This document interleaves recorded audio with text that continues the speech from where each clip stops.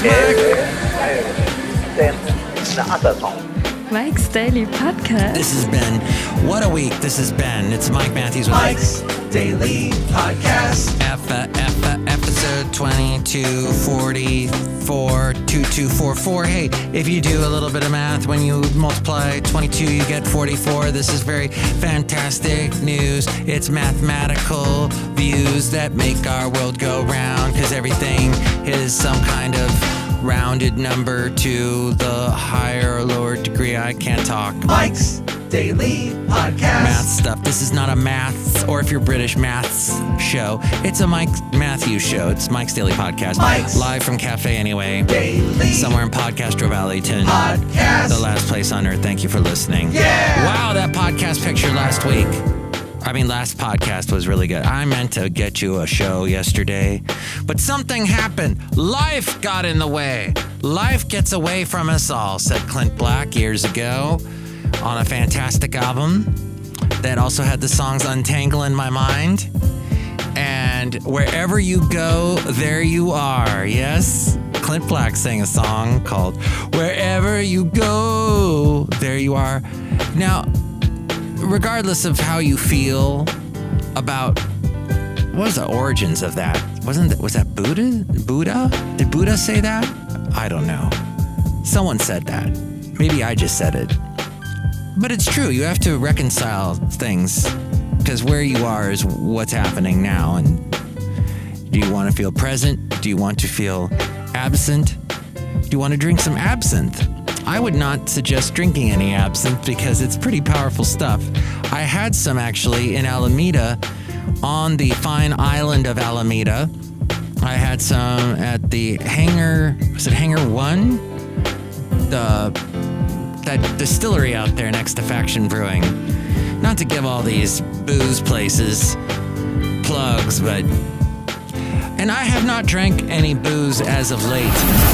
And here's today's podcast picture. Thank you, A-Frame. The podcast picture today is not of me drinking booze, but me hanging out with a woman who is like booze to me. She makes me happy. She makes me smile. She's been a positive influence in my life for the past 3 years. In fact, the podcast I did the day that I met her, because this podcast is over 10 years old now, and I was with this fine animal right here, Basil the Boxer. Yes, we met each other. This dog is the reason why we met, my lovely lady friend. And so, yes, you'll see a picture of her and I at mikesdailypodcast.com, all the social media that you can find me on. And if you want a link to all the social media, you can go to mikesdailypodcast.com. Incidentally, on this hike, this was a week ago, we took this hike up in the area, the hills above Podcastro Valley, the Anthony Chabot Park area, East Bay Regional Park District. There's Lake Chabot off in the background. The day we took this picture, she took a picture of me. I would have posted a picture of just myself, but good gosh, I got a gut. I got the COVID gut, the covert gut. Dang it. Which leads me to ask this, to bring this on. I think I feel as if I've started a bunch of thoughts and I've completed none of them. Do you get that feeling? Good. It's not just me then. All right. What did we learn from the pandemic? I think you and I are starting to feel a little bit like back to normal in a weird way, even though there are parts of the world that are nowhere near normal. But in some ways, we are feeling a lot like we did a year and, let's see, it all went nuts March of last year. So I guess we could safely say like a year and 3 months. A year and 3 months ago, we're back to about where we were, except some of us are a bit heavier like myself. Some of us have lost people that we loved since then. A lot has changed. Okay. What have we learned, though? And I went to yalemedicine.org for this. Masks are useful tools. Yes, I, for one, will be wearing masks forever now. Not all the time, but I will definitely, when I am in a questionable public area, like let's say I'm on a BART, or I am in a fair, or I'm in mostly enclosed areas, though, when I'm in an enclosed area with a lot of people, I'm going to be wearing a mask from here on out. Because I'll tell you one thing, this past year, and I'm going to probably tell you more than one thing because it is Mike's Daily Podcast. But over the past year wearing a mask, I have not caught a cold. I have been more healthy. Is that good grammar? I've been more healthier.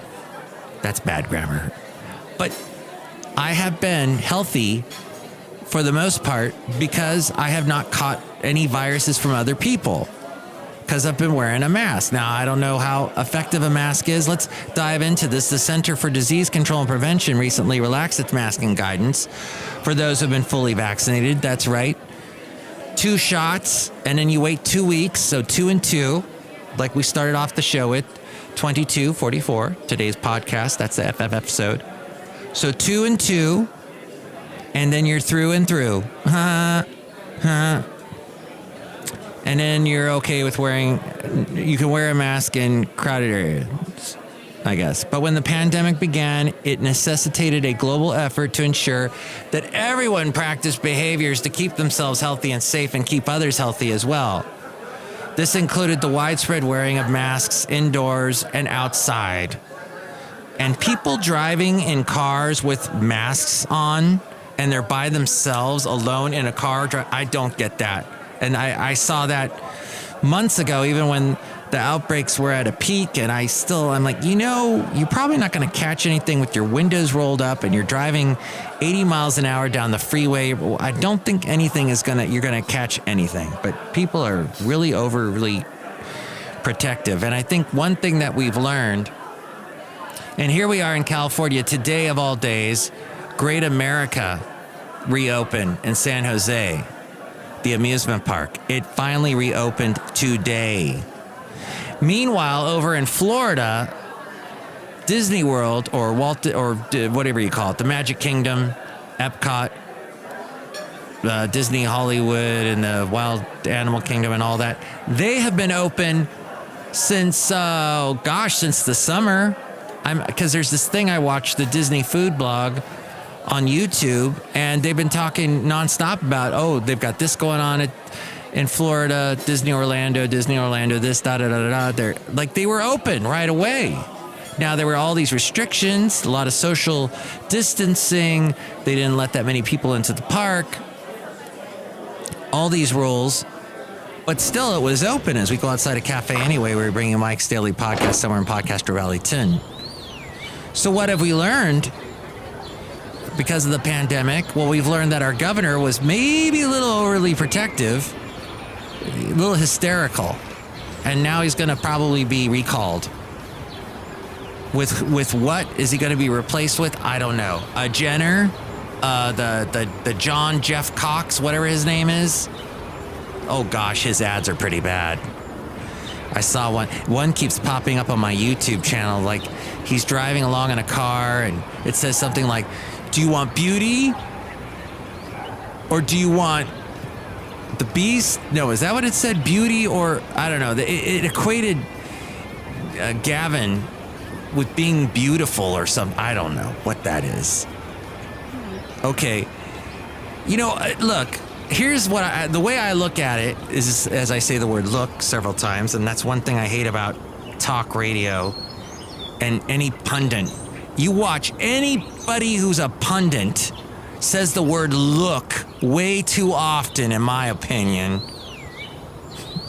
Any rate, and I say "any rate" a lot. This is the thing: is that in California, in any state, when you become a one-party state, that gets pretty. You're opening yourself up to issues. And I've lived in the state when it was a two-party state, when we had Republican governors. Ronald Reagan came from here. The other guy came from here that I can't think of at the moment. I'm not really a political pundit myself. Oh, Schwarzenegger was our governor. That's right. But still, I mean, you gotta open yourself. I mean, it'd be better if most people agree, in my opinion, or in my world that I have seen, the people I've surveyed in my small little tiny planet world, A lot of people would like more than a two-party system. You know, diversity, open it up to a variety so that we can get some more views and we don't have to anywho. So that's another thing, right? The whole Gavin thing. Newsom and all that. That got opened up. Okay, what else? That whole thing. Possibly no Trump because of the pandemic. Because he got a lot of negative publicity for how he handled it. That's all there. And then there's also the whole, maybe some people were a little overly paranoid. And then there were some people that were underly paranoid. You know what? It's weird how many conservative talk show hosts got COVID. It's like a lot of them said, why are you wearing a mask? I can't see you smile. That's terrible. The left doesn't want us to show off our smiles. So they put masks on our face. It's a conspiracy and all of that. But gosh, how many talk show hosts, conservative, you know, Trump, a lot of people in his party, he even got the coronavirus. So it's, what does this all mean? It means maybe to be careful, but err on the side of caution. Somehow find a happy medium. Not everyone practiced preventative measures such as mask wearing, maintaining a 6-foot distance, and washing hands frequently. And those were really the 3 rules people had to follow. Here's the other thing we learned. We as Americans will politicize everything. All we're trying to do is be careful, but then suddenly being careful was considered, oh, you're part of the Democrat Party. You're a raging liberal. But then, you know, if you're not overly careful, then you're a conservative. I don't know. What is this? That just goes to show what we do. We politicize everything. And that's because we have a lot of, let's face it, if you're listening to if you're into listening to political pundits or conservative talk show hosts, liberal talk show hosts, whatever, they are going to say something extreme to keep you listening, something shocking to keep you listening. So they are going to say something like people that wear masks are idiots, or they'll say something like that, or something like, people that don't wear masks are reckless and all that. So it's crazy. That's one thing we've learned, but it was simple. And these are rules we should keep following. You should wash your hands frequently. I noticed a lot, you probably did too, before the pandemic struck, that people were going to, if you were in a public restroom, how many people did you see walk out of there without washing their hands? And certainly not washing their hands for 20 seconds like they told us to. People were like, well, I'm an American, so I ain't gonna wash my hands. Well, you're gonna get sick because you're being stupid. And believe it or not, those little viruses and those little bacteria, they don't follow one political party or another. It's just common sense. So I guess what I'm saying is politicizing common sense is a bad thing. And we go into some bad areas when we're not using our common sense and we're using our political leanings to dictate what we do. All right. Here's an interesting quote from someone, Dr. Juthana. She is the person from, a Yale Medicine infectious disease specialist. There we go. Dr. Juthana said that she hopes the attitudes in the U.S. will shift in the direction of being of COVID-19, where they're practicing, washing hands, old school common sense.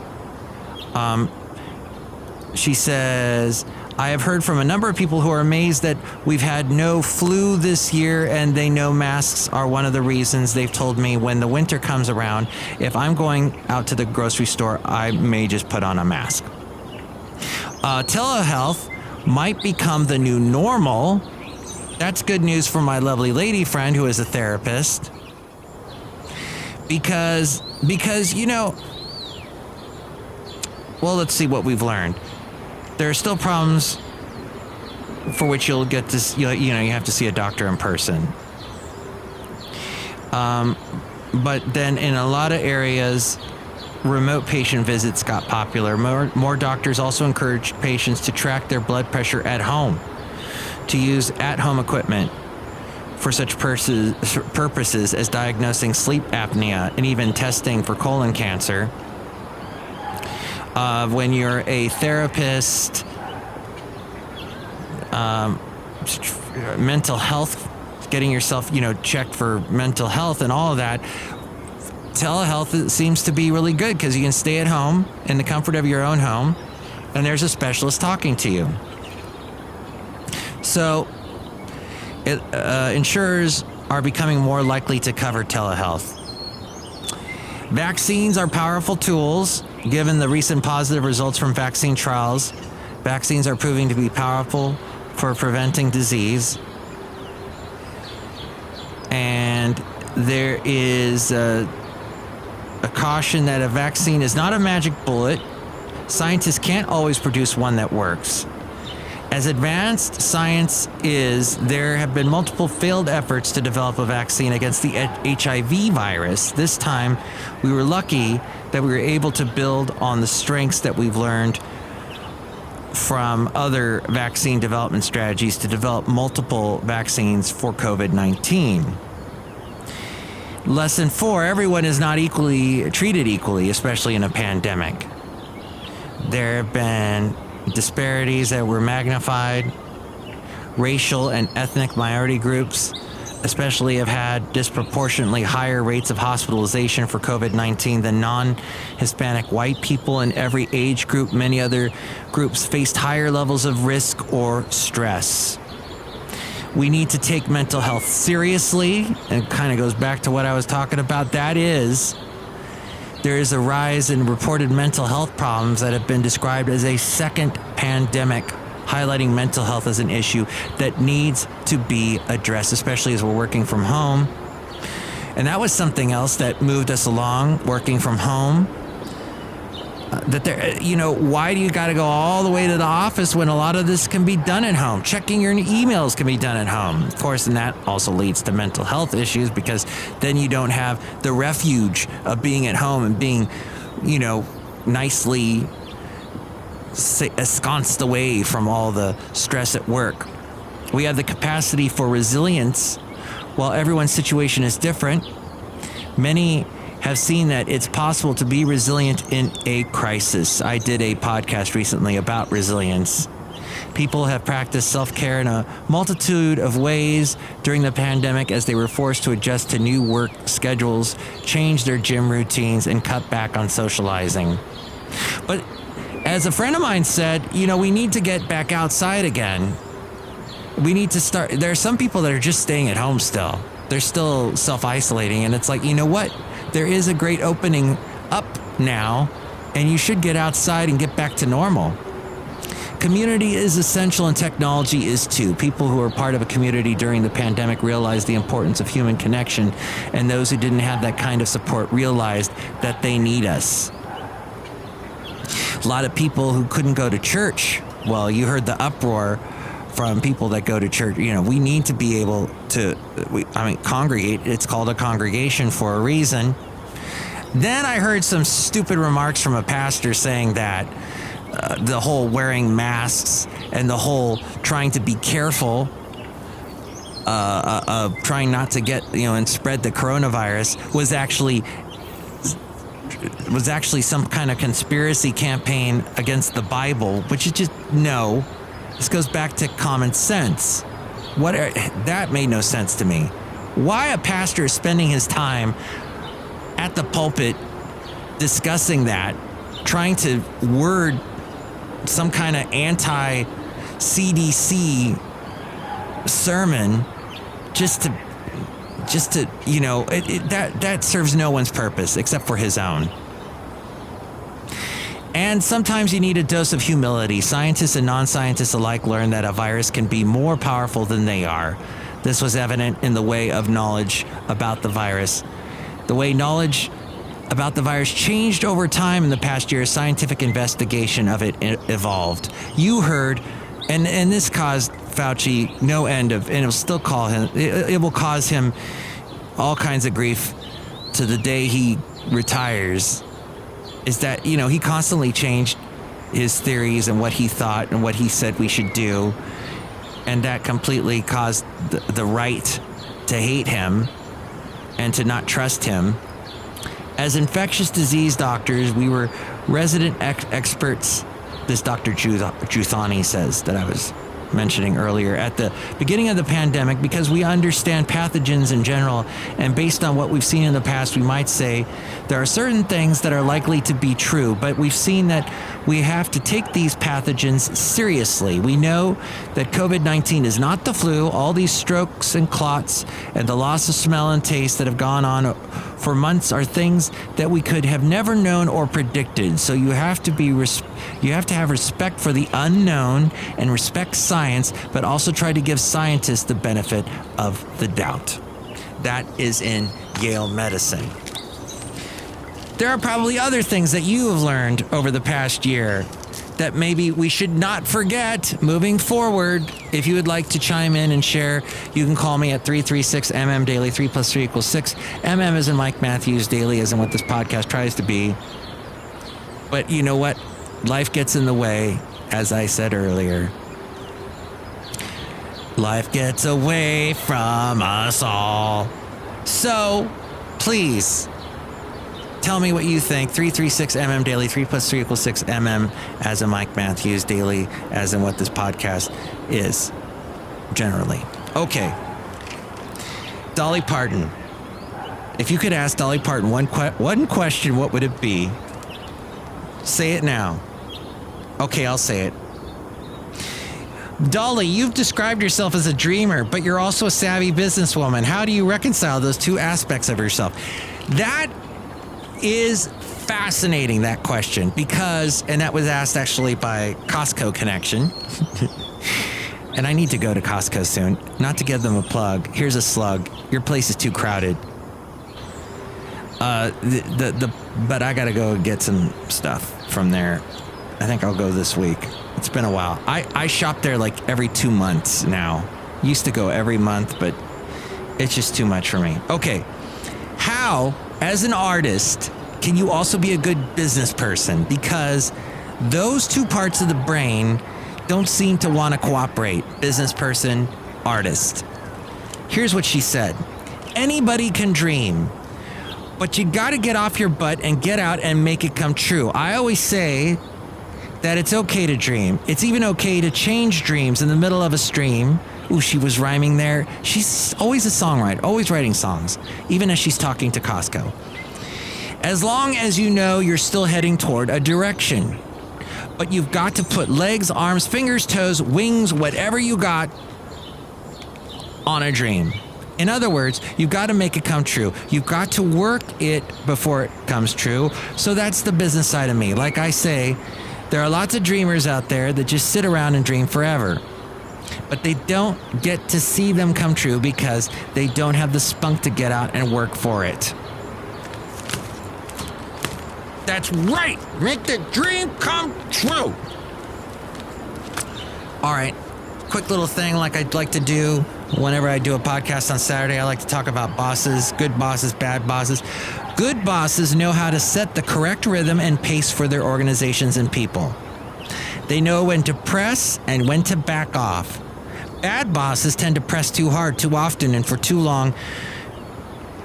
Bad bosses imply that the best pace is a continuous sprint rather than a steady pace. Steady wins the race. Good bosses know tactically and strategically to apply the brakes and accelerator properly to manage their organization so they will neither brake too fast, nor too often, nor accelerate beyond the capacity of their people. When there's an urgency to bring a product to market, particularly when bosses say the product will be a game changer and previous delays have occurred, Bosses may accelerate when they change, brake when they should accelerate. When multiple managers engage in uncoordinated accelerating and braking, little good comes from it. Most vehicles have a rate of travel at which they are most efficient and happy, and if you pay attention, the vehicle will tell you what that rate is. Organizations behave in a similar manner. Good bosses pay attention to this reality. Bad bosses don't. Good bosses have a sense of the resource burn required to set the necessary pace to meet objectives, goals, and mission statements. Bad bosses don't have the same degree of perception. And bad bosses fail to achieve either the direction and or pace required for organizational stability, growth, and productivity. This requires a sense of resource burn, and all leaders should pay attention to it. That's from Good Success, Learning Good Lessons from Bad Leaders by E. Arthur Self, PhD. Hey, I'm going to be on the radio doing my music show. I would love you to join me. I'll be on tomorrow and every Sunday from 9 a.m. to 4 p.m. Pacific time. So tune in, and there's a link at mikesdailypodcast.com to where you can listen to this. Hey, look who's outside a cafe anyway, somewhere in Podcastro Valley. Hello, Michael Masters, Madame Rootabega, and yes, I love to look at things. Ooh, that's good. When you look at things, you see them. Look who else is here. Hello there, Mike. This is Valentino, the parking attendant. And it's a Bison Bentley. Do you know that?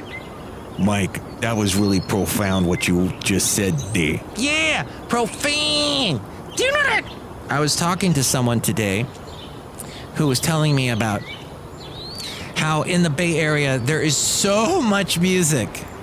If anybody you've known in the Bay Area who's grown up in the Bay Area, and I have actually I visited the Bay Area. I'm a native Californian, but I would visit the Bay Area a lot in the 90s and in the O's. And then in the late O's, I moved here to the Bay Area. And so I'm not really a native, but the people that I have known that I've become friends with that are natives, everybody has met a huge musician of some sort.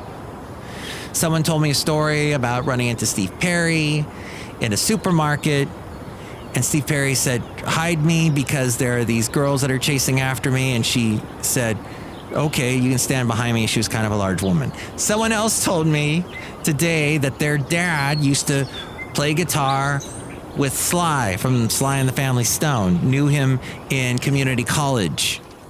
Another person told me that their mom's hairdresser was a backup dancer for MC Hammer. It just goes on and on. Oh, somebody told me that their sister knew one of the singers from En Vogue. It just is amazing. I knew a guy, one of the bands I interviewed in the early days of Mike's Daily Podcast when I interviewed bands. I had the band Dead Cat Hat. You can listen to that interview as well at mikesdailypodcast.com. And one of the singers for that band used to date Green Day's lead singer, Billy Joe Armstrong's wife. So it goes on and on.